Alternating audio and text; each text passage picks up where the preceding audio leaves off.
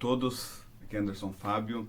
Eu coloquei no meu perfil particular sobre a aula da Escola Bíblica Dominical e esse é um projeto que eu já tenho há muito tempo já para falar diretamente com professores. A gente vê que tem bastante vídeos que falam, dão uma aula novamente como subsídio e eu sempre tive o interesse de fazer vídeos direcionados para professores, não dando uma aula novamente, mas focar realmente nos parâmetros da lição, onde os professores têm mais dificuldade e tratar desses assuntos nos vídeos para que venha auxiliar os professores até por algo que aconteça na sala de aula para até chegar já preparado para os assuntos relacionados com a lição. Então hoje eu coloquei lá, o pessoal votou e eu falei, não, então eu vou fazer um vídeo então para nós falarmos sobre isso. E nós estamos falando nessa lição agora iniciará neste domingo a primeira aula da Escola Bíblica Dominical da Assembleia de Deus, que é a Igreja Eleita, escrita por Douglas Batista. A Igreja Eleita ela está baseada num comentário de Efésios, mas não é um comentário exaustivo, não é algo de capítulos por capítulos. O autor ele vai tratar de alguns assuntos dentro da epístola, até porque não tem como, né, em 3 meses, um domingo de aulas aproximadamente de 1 hora, nós tratarmos de toda a carta aos Efésios. Mas nós vamos tratar de bastante assuntos interessantes. E a primeira aula ela vai tratar da questão introdutória, né? A questão da introdução desta lição. Então você, professor, você vai tratar dessa parte introdutória e na própria introdução da nossa lição já vai falar que a carta aos Efésios ela é a rainha de todas as epístolas ou a coroa dos escritos de Paulo. Na verdade, Efésios ela é considerada a carta mais espiritual do apóstolo Paulo. É a carta que fala sobre as regiões celestiais. Já bem no início da carta já inicia falando a respeito disso. E esses são assuntos que nós iremos tratar conforme for as lições do trimestre. Então a nossa lição aqui, coloquei que ela está dividida em autoria e data, destinatários e propósito e mensagem, que é a divisão da nossa lição da Escola Bíblica Dominical.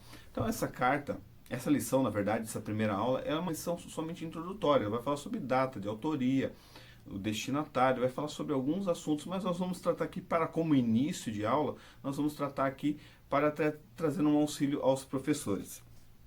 Então, primeiro inicia já na autoria e data. Quem foi o autor? Nós sabemos muito bem, e você que é estudioso da palavra de Deus vai dizer, irmão Anderson, claro, o autor é o apóstolo Paulo, com certeza. Na própria carta ele já inicia falando isso, falando da sua autoria. Eu, Paulo, apóstolo de Jesus Cristo. Então ele já inicia colocando o seu nome na carta, e se não me engano lá no capítulo 3, novamente, ele fala que ele é o autor da carta. Porém, por mais que ele cite como Paulo, alguns teólogos divergem nesse assunto e eles falam que não foi Paulo que escreveu, mas nós cremos que realmente foi Paulo que escreveu. Tá? Então nós temos a plena certeza da escrita de Paulo. Como eu falei, a própria carta menciona ele, e não somente isso, nós temos alguns fatores externos que são importantes para a nossa conclusão a respeito da autoria, que é a autoridade da patrística. O que é isso? Seria os pais da igreja. A autoridade dos pais da igreja é muito importante. Então nós vemos Irineu, Clemente de Alexandria, Tertuliano, todos eles colocam Paulo como o autor da carta aos Efésios. E nos primeiros escritos, a carta aos Efésios já era uma carta que eles já tinham como uma carta inspirada, uma carta realmente com autoridade apostólica. Então nós temos a plena certeza desta parte de que foi o próprio apóstolo Paulo que escreveu. Depois vai colocar como assinatura apostólica, né? Que aqui vai tratar a respeito do nome Paulo. E muitos eu já vi pessoas falarem, foi Deus que mudou o nome, como Deus mudou de Abrão para Abraão, Deus mudou de Saulo para Paulo. Não, não foi Deus que mudou o nome de Saulo para Paulo. Não há isso em registro nenhum de Atos dos Apóstolos, nenhuma parte da história, nada que vai falar a respeito disso. Agora, outra questão também é que o nome de Saulo não mudou para Paulo. Na verdade, o nome Saulo e Paulo são dois nomes que se diferenciam, mas são dois nomes referentes ao mesmo nome, só que um é o nome de Saulo, que é o seu nome judeu, e o outro é o seu nome latino. Por exemplo, eu citei aqui no início que o próprio autor da lição, Douglas Batista, vai falar que a carta de Paulo ela é a rainha das epístolas, essa frase é de John Stott. John Stott. Mas o nome John lá nos Estados Unidos é John, mas aqui é João.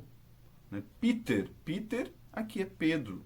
O meu nome é um nome americano, né? Anderson, né? Vem de duas palavras. Ander, que é André, e Son, que é filho. Então é filho de André. E na verdade até André tem uma questão que a tradução quer dizer varão, né? Então eu sou filho do varão. Glória a Deus por isso. Então existem diferenças de nomes quando vai mudar de uma língua para outra. Então Paulo, ele se utiliza deste nome Paulo, que é um nome mais latino. E como ele está pregando aos gentios, ele se apropria deste nome mais do que de Saulo, que é um nome judeu, está relacionado até com o nome Saul, provavelmente porque Saul é da mesma tribo de Saulo, que é de Benjamim, e foi dado esse nome para ele. Talvez tenha sido isso. Mas o nome, a mudança de nome está mais relacionado com a parte de línguas, e a apropriação desse nome por Paulo agora é mais relacionado à sua pregação aos gentios, que seria um nome mais latino, mais ligado aos gentios da época. Então por isso que ele se identifica como Paulo. Então essa é a questão da sua assinatura. E no próprio início, quando ele vai dizer que ele é Paulo, ele fala apóstolo de Jesus Cristo. Ele reivindica o seu apostolado. E isso é muito importante ser citado, porque em várias cartas Paulo vai tratar da questão do seu apostolado e da sua apropriação, porque ele não está dentro do círculo inicial dos próprios apóstolos chamados diretamente por Jesus, mas ele é um apóstolo chamado por Deus realmente após os acontecimentos da cruz. Então, ele tem autoridade apostólica diretamente ligada ao próprio chamado de Cristo. E isso é mais importante, independente de título, independente do homem ter a confirmação, o chamado maior é o chamado que vem do próprio Deus. E Paulo, ele reivindica isso bem no início da carta, quando ele fala a respeito do seu nome e da sua assinatura. O terceiro subtópico fala sobre epístolas da prisão, que fala a respeito de onde o apóstolo Paulo provavelmente escreveu, que foi em prisões. Em Atos dos Apóstolos registra duas prisões importantes, uma em Cesareia, lá no capítulo 24, do versículo 1 ao 27, e outra prisão está lá em Atos capítulo 28, do 16 ao 31, onde Paulo estava preso em Roma. A maioria dos estudiosos vão dizer que Paulo estava preso em Roma quando ele escreveu essa epístola aos Efésios. Tá? Então é importante falar sobre isso. O período que foi escrito realmente, a data ali está entre 58 e 60, quando Paulo estava em Roma. Ali, muitos vão falar que ele estava preso em correntes, estava com água até a cintura, e faz um pouco de romance a respeito da sua prisão. Mas provavelmente Paulo, como ele era considerado um cidadão romano nessa prisão, ele estava talvez preso realmente, com correntes, como até citado em algumas epístolas, mas ele tinha a liberdade de escrever epístolas, o que era muito importante para a época. Então ele teve a liberdade de escrever 4 epístolas, que são as epístolas da prisão, que é Efésios, Filipenses, Colossenses e Filemão. São essas 4 epístolas que são chamadas epístolas da prisão.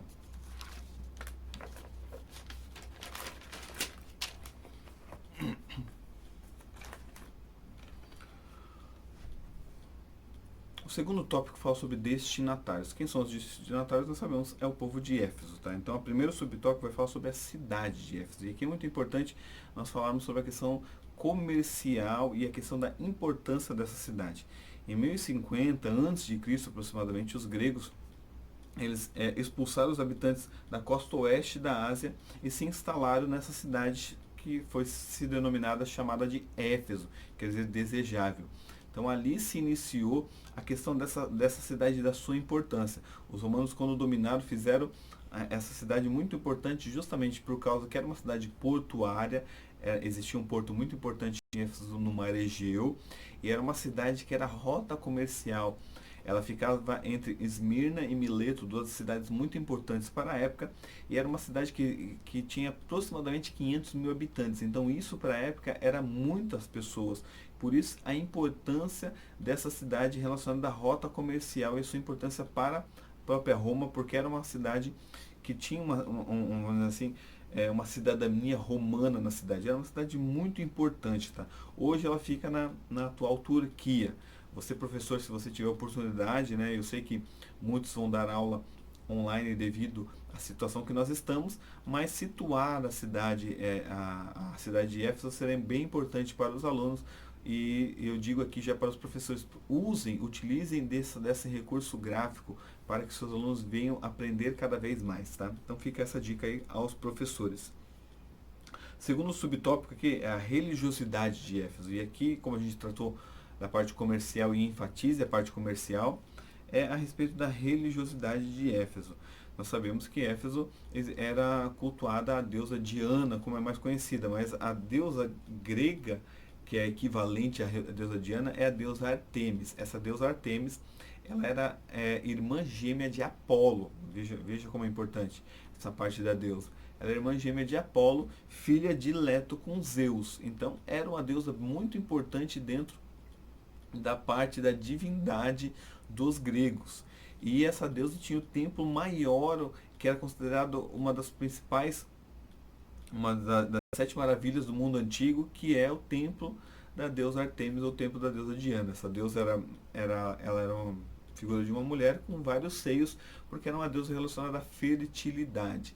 E como geralmente existia no mundo antigo deuses da fertilidade, geralmente esses deuses da fertilidade tinham cultos de prostituição, assim, prostituição cerimonial. Então, em Éfeso, como em Corinto, nós sabemos também que tinha, em Éfeso também tinha o culto cerimonial da prostituição, justamente porque a principal deusa da cidade de Éfeso, a deusa Artemis, ou Diana, Artemis dos gregos, Diana para os romanos, era uma deusa relacionada à fertilidade. Então, era um povo muito idólatra. A parte do comércio envolvia também a idolatria de venda de deuses, de cobre. Tudo isso estava relacionado à parte financeira do povo de Éfeso. Então, era uma cidade muito importante comercial, mas uma cidade que envolvia o seu comercial também com a parte da religiosidade da época. E eles ganhavam dinheiro por essa religiosidade, como nós vemos também em Atos. Uma das confusões maiores foi justamente porque, pela pregação do Evangelho, estavam movendo também a parte do comércio da cidade de Éfeso. Então, tudo isso está envolvido dentro da parte da cidade de Éfeso, e é bom ser frisado também. O terceiro subtópico aqui é a igreja de Éfeso. E nós vemos aqui que Paulo, na sua terceira viagem missionária, ele vai até a cidade de Éfeso. E lá ele encontra 12 discípulos. E aqui a lição não direciona muito, mas o livro de apoio fala que Paulo foi lá e batizou nas águas esses discípulos, e a Bíblia não nos dá esse relato. Talvez foi um erro ali de gráfica, de correção, mas não é isso, tá? O que nos dá a entender é que Paulo mostra que aqueles discípulos já conheciam o batismo de João. E há muita divergência a respeito do que seria o batismo de João, mas de forma mais clara, o batismo de João está ligado ao batismo às águas. João falou: eu batizo nas águas para o arrependimento, mas vai vir um que vai batizar com o Espírito Santo e com fogo. Então, o batismo nas águas de João é o batismo nas águas. Então, nós vemos 12 discípulos e 10 discípulos que provavelmente eram discípulos de Jesus realmente, eram discípulos que conheciam o Evangelho, que foram batizados nas águas, e Paulo vai direcionar na questão do Espírito Santo. Nós vamos tratar aqui nessa questão da literatura lucana, que é muito importante você procurar, você como professor procurar entender isso, comprar livros que falam a respeito disso para que você venha ter uma compreensão melhor da teologia pentecostal, que eu indico aqui: Teologia Lucana sob Exame, de Roger Stroudstand, da editora Carisma, a Teologia Carismática de Lucas, da editora CPAD, Poderoso em Palavras e Obras, de James Shelton, da editora Carisma. Então, são todos livros que vão tratar dessa questão, justamente que é o ápice quando Paulo chega ali. Ele não está relacionado com o Espírito Santo, relacionado à salvação. O que Paulo vai tratar é a respeito do Espírito Santo relacionado ao revestimento de poder para a pregação do Evangelho e para testemunho de Cristo com ousadia e poder. Então, Lucas trata muito disso, e ele, citando Paulo nessa questão de Éfeso, também vai tratar. É importante dizer que de Atos dos Apóstolos capítulo 2 a Atos capítulo 19, onde Paulo encontra com o povo de Efésios ali e vai falar sobre a questão do Espírito Santo, se passa 25 anos desde o primeiro Pentecoste em Atos 2 até esse Pentecoste dos Efésios em Atos 19. Então se passa muito tempo. E ali ele chega e vai falar sobre vocês receberam o Espírito Santo quando creram, falando sobre o batismo com o Espírito Santo, que é o que nós pentecostais cremos. Então, ali eles falam que nem ouviram falar a respeito desse recebimento do Espírito Santo, não que eles não conheciam o Espírito Santo, mas dá a entender que eles não sabiam desse recebimento, que é justamente sobre o batismo. Paulo vai, ora por eles, eles recebem com a evidência de falar em línguas estranhas. E esse é o batismo pentecostal que nós cremos, que acontece também na cidade de Éfeso. A igreja é instituída ali. Paulo fica por 3 anos nessa cidade. Primeiramente, ele vai nas sinagogas pregar aos judeus e começa a debater aos judeus a respeito da pessoa de Jesus. E por 3 meses ele fica indo aos sábados nas sinagogas para testemunhar Cristo para os judeus. Mas eles renegam, diz o texto que eles renegam o caminho, que é justamente a respeito do Evangelho. Esse termo caminho é muito usado em Atos dos Apóstolos para falar sobre os discípulos, os que seguiam o caminho, os discípulos que eram do caminho. E Jesus é o caminho, a verdade e a vida. Né? E isso talvez esteja relacionado também com a parte que ele preparará o caminho. Né? O caminho que é quem? O caminho é o próprio Evangelho, é o próprio Cristo. E nós somos o povo do caminho. Então, por 3 meses ele vai, prega para esses judeus, eles não aceitam e Paulo se volta para os gentios, que era a sua missão realmente relacionado a isso. Ele prega para os judeus, mas se direciona aos gentios do povo de Éfeso e vai pregar. E ali acontecem muitos milagres, as pessoas são transformadas realmente pelo poder do Evangelho. Talvez aquelas pessoas que foram batizadas, aqueles 12 discípulos, estão também diante com Paulo na pregação do Evangelho, e por isso que agora, por muito tempo, esses discípulos estavam ali, nada acontecia, mas agora com o poder do Espírito Santo, com o batismo com o Espírito Santo, as pessoas são transformadas e também os discípulos que estão ali e as pessoas que estão envolvidas com a idolatria, com magias, queimam seus livros em praça pública, seus livros de magia, e há um grande, vamos dizer assim, a palavra rebuliço ali do Evangelho de Cristo, por causa que Paulo chega ali com a palavra de Deus. Então, isso é importante enfatizar também na igreja de Éfeso. E por último aqui desse tópico é a saudação epistolar. Paulo fala aos santos, né? Que santos são quem? São aquelas pessoas que não pecam? Não, santos são os separados. Paulo sempre direciona a igreja como aqueles que são santos. Alguns pensam que os santos são aqueles que morreram. Não, os santos são aqueles que foram separados para Deus. Todos aqueles que nasceram de novo, que têm o Espírito Santo na sua vida, são santos. A santidade, relacionada aos santos, ela tem 3 aspectos. Ela é posicional, ela é progressiva e ela é consumada, santidade consumada. A santidade posicional é o que Paulo está falando aqui. Eles estavam fora de Cristo e agora estão em Cristo. Então, em Cristo, eles são separados para Deus. Nós estávamos no mundo, agora nós estamos em Deus e de forma posicional nós somos santos porque fomos separados. A santidade progressiva nós já conhecemos, que é a cada dia nós vamos mediante a nossa comunhão com o Espírito, vamos sendo transformados de glória em glória, segundo a sua imagem, e a santidade consumada vai ser quando os nossos corpos serem transformados em corpos incorruptíveis, que daí se consumará realmente, que nós teremos corpos sem corrupção e sem pecado. Então, esses são os 3 aspectos da parte de santos. E ele fala graça e paz.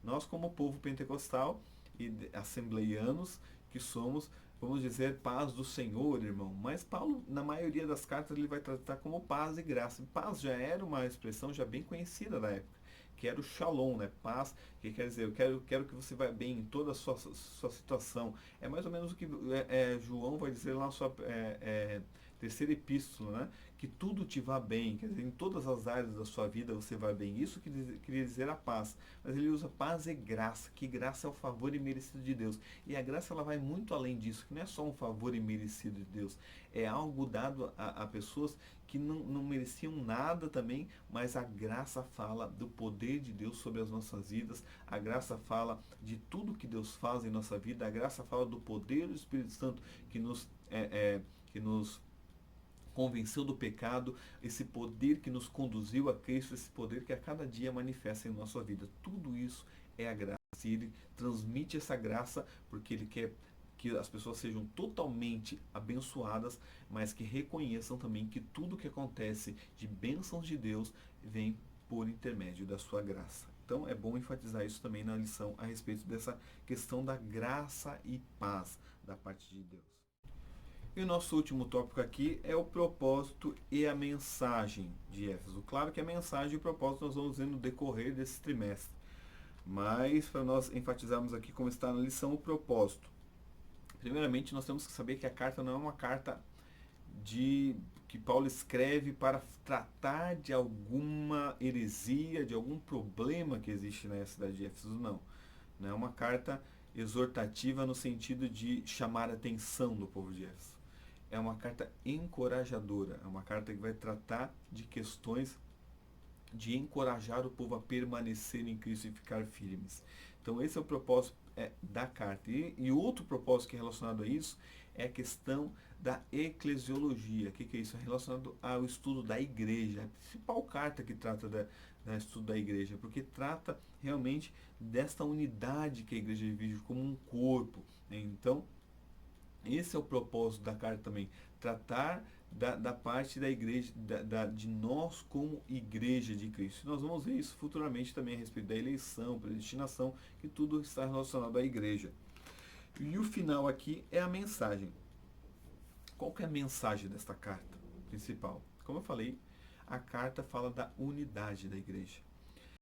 Paulo, ele é tão inteligente que nós vamos ver que nos primeiros 3 capítulos, capítulo 1, capítulo 2, capítulo 3 da carta de Éfeso, Paulo trata da questão doutrinária. Ele fala de questões teóricas a respeito da nossa vida cristã e como nós devemos viver diante de Deus. Ele fala a respeito da salvação, ele fala a respeito da eleição, ele fala a respeito do Espírito Santo, de várias partes doutrinárias. E do capítulo 4, 5 e 6, ele trata de questões práticas. E uma das palavras que Paulo usa bastante nessas questões práticas é a questão do andar. Alguns estudiosos dividem a mensagem da carta de Éfeso em 3 palavras: assentai, assentado, andar e ficar firmes. São 3 palavras que resumem a carta de Éfeso, que nós estamos assentados nas regiões celestiais, estamos em Cristo, e é enfatizado isso muito na carta de Éfeso, que nós estamos andando, nós devemos andar cada dia conforme a nossa vocação, como está no capítulo 4, andar conforme Cristo, nós temos que andar. E a última é ficar firmes contra as astutas ciladas, ficar firmes vestindo a armadura de Deus. E um livro, talvez, não sei se você já leu ou conhece, recomendo aí, ó, As 3 Atitudes do Crente, de Watchman. Ele trata justamente sobre essas 3 palavras, que é um dos teólogos que tratam sobre isso. As 3 palavras de Éfeso, que é assentai, assentar, andar e ficar firmes, tá? Então tá aí o livro, e outros autores também vão tratar a respeito disso. Então, outra questão da mensagem é Jesus como cabeça e a igreja como corpo.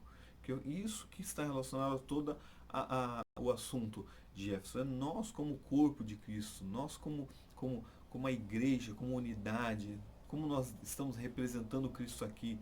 E há uma batalha espiritual contra a nossa vida, onde nós temos que estar revestidos da armadura celestial para nós vencermos. Então nós temos que andar realmente com a vocação que nós somos chamados. Agora algumas dicas aqui da carta aos Efésios para você. Primeiro, 5 vezes ocorre a frase lugares celestiais, regiões celestiais, denotando a espiritualidade da carta. 12 vezes cita a palavra graça. 12 vezes. Está lá em 1, 2, 1, 6, 1, 7, 2, 5, 2, 8, 3, 2, 3, 7, 3, 8, 4, 7, 4, 29 e 6, 24. 12 vezes a palavra graça. Algumas citações da palavra riqueza. Riqueza da sua graça está em 1, 7 e 2, 7. Riqueza da glória está no capítulo 1, versículo 18, 3, 16. Riquezas de Cristo está 3:8, sugerindo que em Cristo nada lhes falta. Cerca de 36 vezes a frase em Cristo, que eu falei aqui sobre a unidade, estar em Cristo, 36 vezes. O papel do Espírito Santo em diferentes facetas tem um realce especial nessa carta. Efésios 1:13, 14, 17, Efésios 2:18, 3:5, 16, 20, 4:3, 4:4, 4:30, 5:18, 6:16 e 17. Sempre enfatiza a respeito do Espírito Santo. Alguns falam também, isso aqui é interessante, que a carta aos Efésios é uma carta gêmea a Colossenses por causa da sua semelhança. Tá? Então alguns fazem essa questão de cartas gêmeas. Tem dois momentos de oração muito importantes, está lá em Efésios capítulo 1, versículo 16 em diante, do 15 em diante já inicia já a oração. E lá no capítulo 3, do versículo 14 em diante, Paulo faz outra oração. As cartas de Paulo geralmente não são todas que têm orações, assim, mas essa tem duas orações, o que é importante enfatizar. Então seria isso, tá? Então, a carta também que trata de uns versículos que falam sobre a salvação pela graça. Então, eu queria trazer isso aqui no final, que são algumas coisinhas que fortalecem a sua lição. Se você quiser isso aqui, nós estaremos também colocando ali para que venha fortalecer aí a sua aula na Escola Bíblica Dominical. Um abraço a todos agora, em nome de Jesus.